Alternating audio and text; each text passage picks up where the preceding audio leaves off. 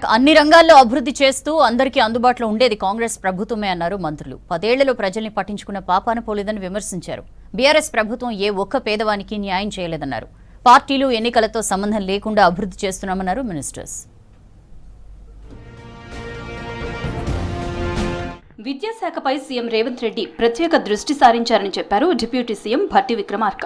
విద్యార్థులను భవిష్యత్తు తరాలకు ఉపయోగపడేలా తీర్చిదిద్దుతామన్నారు. తెలంగాణలో వనరులు ఉన్నా కూడా 10 ఏళ్లు దోపిడీకి గురైందన్నారు. ఖమ్మం జిల్లా మదిరిలో పర్యటించిన డిప్యూటీ సీఎం పలు అభివృద్ధి పనులకు శంకుస్థాపనలు చేశారు. ముదిగొండ మండల కేంద్రంలో ప్రభుత్వం నిర్మిస్తున్న కొత్త హాస్పిటల్ పనులను పరిశీలించారు. ఈ రాష్ట్ర ప్రభుత్వం ఈ రోజు అన్ని కార్యకలాపాలు ముఖ్యంగా విద్యపైన దృష్టి సారించి పెద్ద ఎత్తున మన మానవ వనరులు ఈ రాష్ట్రంలో పుట్టిన ప్రతి బిడ్డ బాగా చదువుకోవాలి.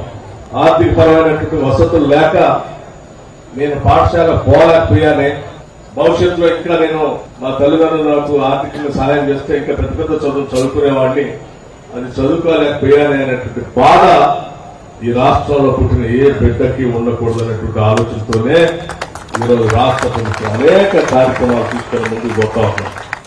కేంద్ర ప్రభుత్వానికి మంత్రి ఉత్తమ్ కుమార్ రెడ్డి లేఖ రాశారు. ప్యాడీ కొనుగోలు సమస్యపై కేంద్ర మంత్రి ప్రహ్లాద్ జోషికి అత్యవసరంగా విజ్ఞప్తి చేశారు మంత్రి. రబీ 2024-25కి 5 లక్షల మెట్రిక్ టన్నుల బాయిల్డ్ రైస్ టార్గెట్ డిమాండ్ ఉందన్నారు. ఎఫ్సీఐ రా రైస్ టార్గెట్ తగ్గించాలని సూచించారు. 8,45,000 మెట్రిక్ టన్నుల రైస్ డెలివరీ ఇంకా పెండింగ్ లో ఉందని గుర్తు చేశారు. ఇప్పటికే గడువు ముగియటంతో మరో 60 రోజులు సమయం ఇవ్వాలని విజ్ఞప్తి చేశారు ఉత్తమ్. రైతులకు ఎంఎస్పీ కల్పించేందుకు నిరంతర కొనుగోలు అవసరమన్నారు మంత్రి. అదనపు ప్యాడీతో రాష్ట్రంపై భారీ ఆర్థిక భారం పడుతుందని కేంద్ర మంత్రికి వివరించారు. కేంద్రం మరో 2 నెలలు గడువు పొడిగించాలని కోరారు మంత్రి ఉత్తమ్ కుమార్ రెడ్డి. 10 ఏళ్లలో ఏ ఒక్క పేదవాడికి బీఆర్ఎస్ ప్రభుత్వం న్యాయం చేయలేదన్నారు మంత్రి పొన్నం ప్రభాకర్. తాము అర్హులందరికీ రేషన్ కార్డులు ఇస్తున్నామని చెప్పారు. మహిళా సంఘాలకు ప్రభుత్వం 1000 కోట్లు ఇస్తోందన్నారు. హైదరాబాద్లోని బహదూర్పురా, కార్వాన్ నియోజకవర్గాలకు చెందిన అర్హులకు డబుల్ బెడ్రూమ్ ఇండ్ల పట్టాలను అందించారు మంత్రి పొన్నం. సంబంధించినటువంటి ఇల్లు లేని వాళ్ళందరికీ ఇందిరమ్మ ఇండ్లు ఇవ్వాలనేటువంటి సంకల్పం తీసుకొని గ్రామీణ ప్రాంతంలో ఇప్పటికే నియోజకవర్గానికి 3,500 ఇల్లు ఇచ్చినట్టుగా ఇక్కడ కూడా నియోజకవర్గంలో స్థలాలున్న వాళ్ళకి తొందరగా ముందు దశలో ఇల్లు ఇచ్చేస్తా ఉన్నాం. లేని వాళ్లకు స్లమ్స్, అదేవిధంగా మిగతా ప్రభుత్వ స్థలాల్లో ఇళ్ల నిర్మాణం చేసి ఇవ్వడం జరుగుతుంది. తల్లిదండ్రులను సరిగా చూసుకోవాల్సిన బాధ్యత పిల్లలపై ఉందన్నారు మంత్రి సీతక్క. ఉద్యోగుల జీతం నుంచి నెలకి 10,000 ఇచ్చే విధంగా సర్కార్ జీవో తెచ్చిందన్నారు. మహబూబాబాద్ జిల్లాలో వయోవృద్ధుల డే కేర్ సెంటర్ ని ప్రారంభించారు. తల్లిదండ్రుల నుంచి ఆస్తులు రాయించుకుని బయటకు గెంటేస్తున్నారని ఫైర్ అయ్యారు. అలాంటి వారి దగ్గర నుంచి ఆస్తులను తిరిగి తీసుకోవడానికి కేబినెట్ లో తీర్మానం చేశామన్నారు సీతక్క. పెద్ద మనుషుల దగ్గర ఆస్తులు రాయించుకొని పక్కకు పంపిస్తున్నారు. ఆస్తులు రాసేదాక మంచిగా చూసుకుంటున్నారు అమ్మ నాన్న. అది రాయంగానే కథ తీసుకుపోయి రైల్వే స్టేషన్ కాడ, బస్ స్టేషన్ కాడ, లేదా అనాథాశ్రయంలో, లేదా ఇట్లా పెద్ద ఓల్డ్ ఏజ్ హోమ్స్లలో పడేసి వస్తున్నారు.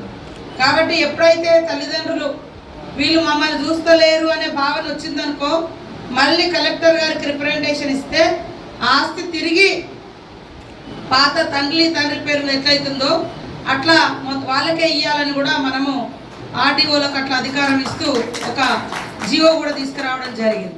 జిల్లా హాస్పిటల్స్ అభివృద్ధికి ప్రభుత్వం ప్రాధాన్యత ఇస్తోందన్నారు మంత్రి దామోదర రాజనరసింహ. మౌలిక సదుపాయాలతో పాటు పేదలకు నాణ్యమైన వైద్యం అందించటమే లక్ష్యమన్నారు. హైదరాబాద్ కొండాపూర్లోని ప్రభుత్వ హాస్పిటల్ ప్రాంగణంలో జరిగిన అభివృద్ధి కార్యక్రమంలో మంత్రి పాల్గొన్నారు. దాదాపు 25 కోట్లతో క్రిటికల్ కేర్ యూనిట్ కి శంకుస్థాపన చేశారు దామోదర. క్రిటికల్ కేర్ యూనిట్ అనేది శంకుస్థాపన చేయడం జరిగింది. ఈ డిస్ట్రిక్ట్ హాస్పిటల్ చాలా ముఖ్యమైన హాస్పిటల్. మనము ఈ ప్రాంతంలో తీసుకుంటే కుకుట్పల్లి, ఈ ప్రాంతంలో తీసుకుంటే నార్సింగే కానీ అప్ టు చార్మినార్ దగ్గర, ఈ మధ్యలో ఈ గ్యాప్లో ఈ హాస్పిటల్ని మనము డెవలప్ చేయాలి, స్ట్రెంథెన్ చేయాలి, బెడ్ల సంఖ్య పెంచాలి. ఇప్పుడు 100+100 అంటే 200 పడకల హాస్పిటల్ అయిపోయింది. ఎన్నికలతో సంబంధం లేకుండా కాంగ్రెస్ ప్రభుత్వం అభివృద్ధి కోసం పని చేస్తోందన్నారు మంత్రి వాకిటి శ్రీహరి. ప్రతి గ్రామానికి బీటీ రోడ్డు వేస్తామన్నారు. నారాయణపేట జిల్లా మక్తల్ సెగ్మెంట్లోని సీపూర్ కాల్వాల్ గ్రామంలో 6,40,00,000తో నిర్మిస్తున్న హైలెవెల్ బ్రిడ్జ్ కి శంకుస్థాపన చేశారు. నర్వా జక్కనపల్లి రోడ్డులో 90 లక్షలతో కాజ్వే నిర్మాణ పనులకు శంకుస్థాపన చేశారు. 6 నెలల్లోపే బ్రిడ్జ్ ని పూర్తి చేస్తామని హామీ ఇచ్చారు వాకిటి. ఈరోజు నర్వ మండలంలో ఈ బ్రిడ్జి కోసం దాదాపు 6,90,00,000, 40 లక్షలు, జగనపల్లికి 90 లక్షలు, రాయకోడు సబ్ స్టేషన్, ఇందిరమ్మ ఇండ్లు, ఇతరత్ర డెవలప్మెంట్స్ కార్యక్రమానికి మనం పునాది రాయడం ఒక్కటే కాకుండా ఈరోజు బ్రిడ్జి స్టార్ట్ చేసే కార్యక్రమం కూడా తీసుకున్నాం. సీఎం రేవంత్ రెడ్డి పాలనలో రాష్ట్రం అభివృద్ధి పదంలో దూసుకువెళ్తోందన్నారు మంత్రులు.